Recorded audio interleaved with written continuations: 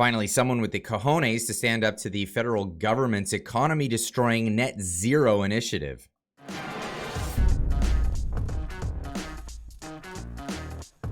Danielle Smith taking the stage and declaring that they're not going to do it. Premier defies Trudeau's carbon agenda, invokes the Sovereignty Act. This is from Hedge.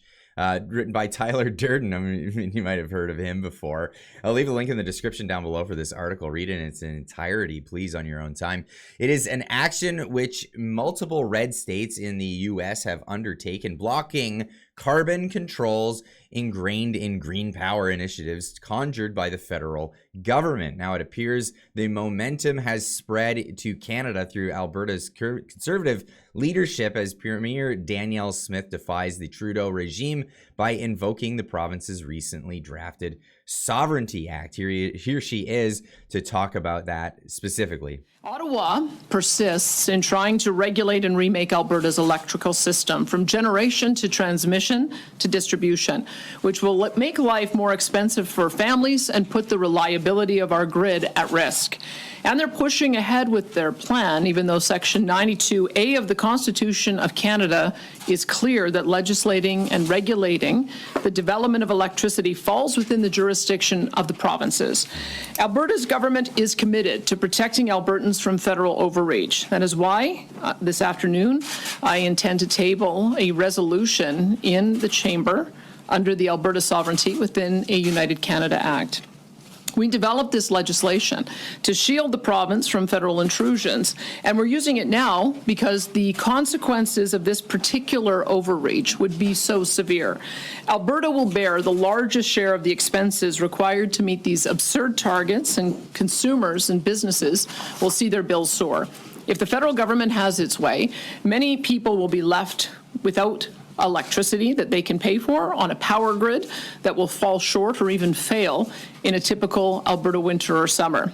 We refuse to go along with this plan. Absolutely refuse to go along with this. And this seems to be the trajectory of the Trudeau government. Overreach, and overreach some more until somebody actually stops and says, hey, you're not going to do that anymore. The last time was with the Freedom Convoy, and it was actually successful. You can thank a trucker for not having any COVID measures or having to show your passport. Show me the papers when you go anywhere in the country. The Sovereignty Act is designed to give Alberta's Legislative Assembly the power to identify any federal program or actions that violate Alberta's constitution. The government would then refuse to implement those programs. The implementation of the act means that finally an open dialogue on the existential threat of the UN's Sustainable Development Goals and 2030 agenda has begun in Canada. I'll leave a link in the description for this article. You can read it in its entirety. It's a really good one. Now, Danielle Smith took questions on this, and well, this is what she had to say. What exactly is your stance against Ottawa? Is this defying Ottawa's regulations? Yes. I mean, Absolutely. If they come through with the clean electricity regs, they will be mandating that we have to have essentially an emissions-free power grid by 2035. That means no one will build natural gas. We don't have a regulatory framework to build nuclear. No one will build nuclear. We don't have the resources to build hydro. No one will build hydro.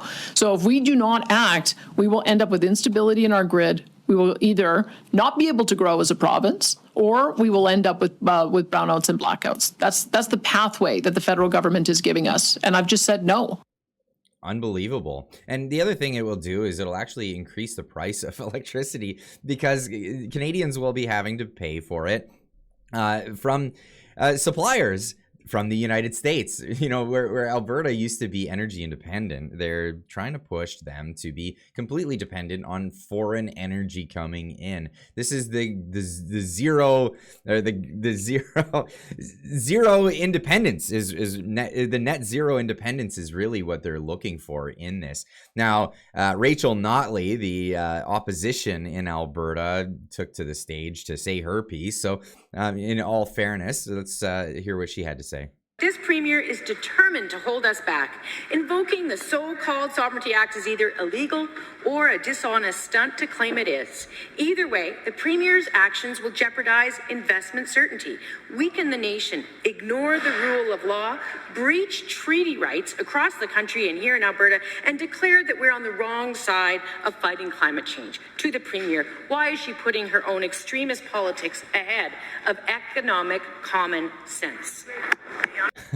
Well, for one, it's not illegal when it was passed into law. So, I mean, anyway, Danielle Smith replied to this. Thank you, Mr. Speaker. Well, I see the Leader of the Opposition is true to form, opposing something she hasn't even read and still has apparently not read, the Alberta Sovereignty Within a United Canada Act. It will do none of those things. In fact, what it is going to do is it's going to push back against a lawless federal government that, incidentally, is supported by her federal leader. If she should actually stand with us in making sure that we have affordable, reliable electricity for Albertans, because that's what this motion is all about. And I would invite the Leader of the Opposition to read the Constitution, Section 92A, which gives the province exclusive jurisdiction to develop policy and law around electricity generation, transmission, and conservation.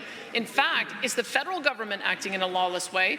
We are standing up for the law. If she had any influence on her federal leader, then she should ask them to abide by what the Constitution says and support us in a target of reaching carbon neutrality by 2050. See, things have been turned on their head in Canada. The federal government feels that they have jurisdiction over things that they just do not have jurisdiction over. It's the provinces that make these decisions in a lot of these cases. And in fact, here is a must-watch. This is former NDP leader when the NDP were somewhat reasonable at a point.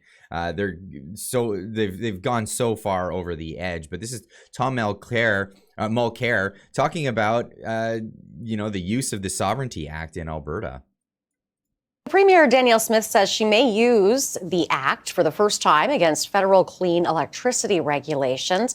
What could that mean for the federal government and their clean electricity program? It means that it's going to have to get settled by the courts, nothing more, nothing less. I mean, the province of Quebec recently claimed that it could even change the 1867 British North America Act, the foundational part of our Constitution. They could change it unilaterally to put in that French was the only official language of Quebec and that Quebec was a nation. Mr. Trudeau didn't challenge that. What Premier Smith is doing right now is simply saying, look, we've got jurisdiction as well, and the courts are going to have to settle that. She has an act of her legislature that she's going to use as the fulcrum to try to lean a little bit into what the feds are going to do. But when Ontario got rid, for example, of its coal-fired plants with which it was making electricity, it wasn't imposed on it by the feds. Here, the federal government says we have jurisdiction in the interest of future generations to do this. But recently, as we saw, Renee, whether it was regard to a relatively small thing like single-use plastics and plastic straws, the feds had overstepped the bounds. The legislation didn't allow them to define that as being toxic. They didn't meet the test of their own legislation. And also, there was a whole new part of the federal government's environmental review process that was thrown out by the courts. So whether you're in the Supreme Court of Canada or in the federal court, the federal government has been overreaching because they're actually not opposing the goals. They're just saying they're coming too fast. Instead of 2000 in the 2030s, they were hoping to get it closer to 2050. So we'll see whether or not she's successful in that. Mr. Trudeau. But so who is breaking the law here when the courts keep siding against the federal government? This is really the question. But that isn't stopping the high priest of climate change, Stephen Guilbeault, from coming after the province. Contrary to many of the claims that, well, all of the claims that the Premier is making on this, we have, in fact, signed agreements with provinces like Nova Scotia and New Brunswick, who are still very dependent on fossil fuel to produce their electricity, and who've agreed to... Signed agreements. Yes, that's right. Signed agreements, so they agreed to do these things. This is something that they're not agreeing to do, and the federal government is overreaching and telling them they have to. Work with us to have a carbon neutral grid by 2035. So it is possible to do so in Canada. It is possible to do so in jurisdictions that are still very dependent on fossil fuel, but it means that we have to work together, not against each other. Which is an interesting statement from someone who says these other provinces wanted to work with us, and this other province does not want to work with us at this thing. So the definition of working together is bowing to the federal government. That's essentially what they're trying to do. Push down the province of Alberta that has decided that no, these are the decisions we're making, and you're going to have to just go pound sand if you don't like it. That's really where we're at with this. Now, where is Stephen Guilbeault when it comes to actual climate, the climate warriors, whatever you want to call them,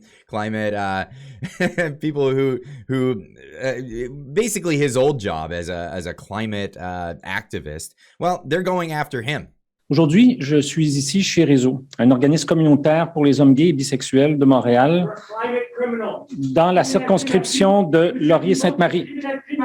D'accord, ben Comment tu justifies je vais vous laisser, comment tu justifies je vais vous laisser une minute. Comment tu justifies le Bay du Nord? C'est important. Comment tu justifies le Bay du Nord? C'est important. You're a climate criminal. You're a climate criminal. How do you justify it's a climate emergency? He's a climate criminal, this guy's saying. Oh, isn't it just, just sad when somebody interrupts you in the middle of what you're doing and comes in and calls you a climate criminal? I wonder what that feels like, Stephen Guilbeault.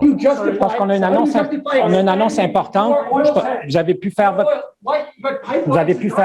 message par respect pour les gens qui sont ici. Wow, whatever the case, here is why the guy was going after him, and it's because, well, he's given a pass to China. Why is it that Canadians have to suffer all of this for, a tiny percentage of the global greenhouse gas emissions that we produce, which is if anything, it should be net zero because of the vast forests that we have. If we were to actually log more, believe it or not, we would actually have less CO2 because of the new growth that comes after logging. So if you actually want to do net zero, we should increase logging, really. But no, he's siding with China, and this guy is calling him a climate criminal for allowing China to do net zero by 2060. Do you think you're ever going to get to 2060? And do net zero? I don't think so. But this is just the way of the climate alarmists. We've seen this for decades and decades and decades. Marty up north pointing out that 34 years ago, I was in my last year of university when they made this prediction. This old man here was 7 years old when this prediction came out. The UN predicts disaster if global warming is not checked. This is June 29th, 1998. Sorry, 1989, my bad. Sorry, 1989. United Nations, the senior UN environmental official, the same guys that are saying, this is the end of the era of global warming. It is now global boiling. The entire nations will be wiped off the face of the earth by rising sea levels if global warming trend is not reversed by the year 2000. Come on. Where are we? 23 years later, and not one nation has been wiped off. And I don't even think that anybody has a puddle on their front lawn. In fact, a lot of these people espousing this are buying more and more oceanfront properties. So just don't believe what people say, believe what people do. This is really where it comes down to it. Anyway, I'd love to hear what you guys have to say with this Sovereignty Act being declared in Alberta, and finally somebody standing up to the federal government saying, nope, we're not going to do it. We're going to do things the way we want to do things, the way our constituents and our voters say we should do things. And if you don't like that, you can go pound sand. Anyway, leave a comment in the comment section down below. Let me know what you think, and we'll see you in the next one. Keep on trucking.